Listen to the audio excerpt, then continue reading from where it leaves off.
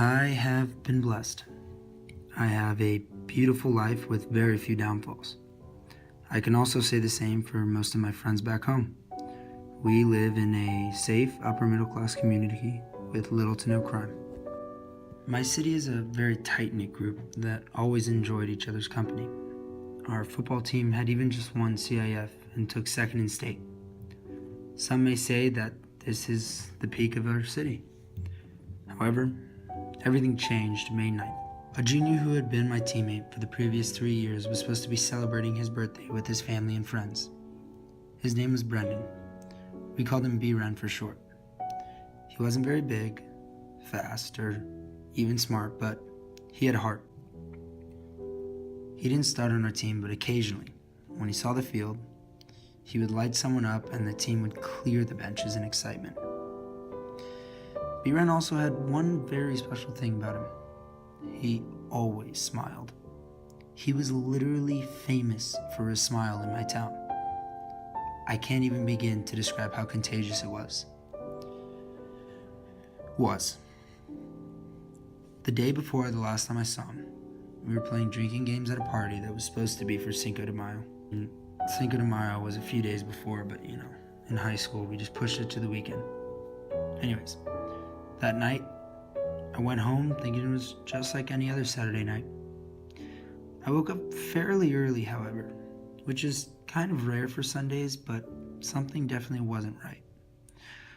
I walked downstairs into my kitchen where I saw my mom crying over the stove while burning toast permeated the air. Naturally, I asked what was wrong. With her swollen, bloodshot eyes, she turned and said, "Brendan died in a drunk driving accident." It took me a while to process this information because I had never really experienced an unexpected death before. My grandfather passed away after battling cancer, but we knew his time was limited. I had a few uncles and great uncles and aunts here and there, but that's beside the point. Anyways, that morning, I skipped breakfast and went to a teammate's house. As I walked through his big red doors, I realized my entire team was sitting in their living room, silent. Our team mom walks in, trying to hold back her tears, and then proceeds to tell us what happened. Brendan passed away May 9th, 2016, the day he turned 17 years old. He was driving down Colorado Boulevard going over 100 miles per hour, lost control, and hit a tree. As the day went on, we went to the place where Brendan crashed. It was haunting. We saw where he lost control and even where the tree was. It was still standing. Standing next to this disheveled tree, I see his grandmother and brother come out of a car. I lost it. I felt choked up and my eyes began to tear up at a level I had never experienced before.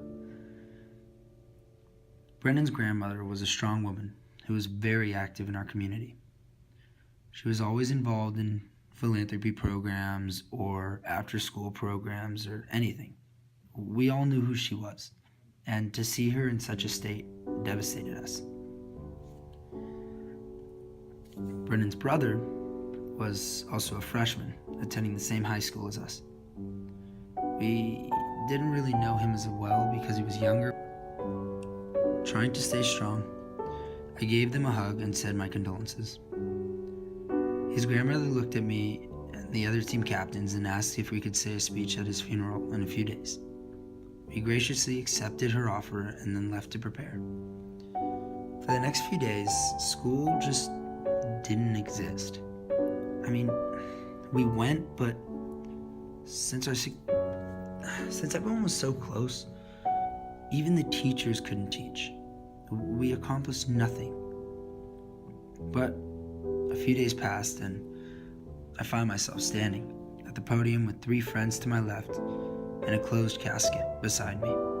As I talked about all the beautiful things about Brendan, I see his mother, father, brother, and grandparents in the front row, clinching on to each other's hands, and even crumpled tissues. I wanted to tell them to stay strong or something inspirational to cheer them up, but how could I? I had no idea what his family was going through. I could lie and say I had overcome tough situations, but nothing could compare to what his family was experiencing. I realized something very important that day. See, everyone talks about drinking and driving, and they use the same stories over and over, but that never really got to me. You see the commercials where just things happen and then it's the same, but I don't know, what really hit me was watching his family, a family who I had known for half a decade, lose someone that was sitting next to them 24 hours before. Watching a 14-year-old receiving condolences for his best friend and his brother. Watching his parents and grandparents burying their own child. Brennan's story is a sad one, but he brought our city together.